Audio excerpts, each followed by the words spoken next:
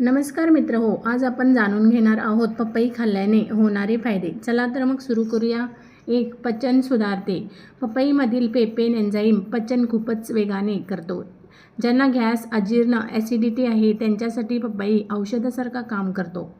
2. त्वचेला ग्लो येतो। Vitamin A आणि सी मुळे त्वचा उजळते, डेड स्किन कमी होते आणि पिंपल्स कमी होतात। 3. इम्युनिटी वाढते।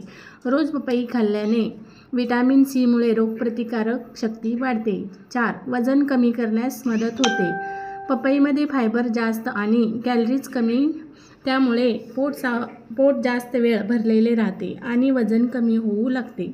5. हृदयासाठी चांगले। पपई खराब कोलेस्ट्रॉल कमी करते आणि हृदय चांगले निरोगी ठेवते।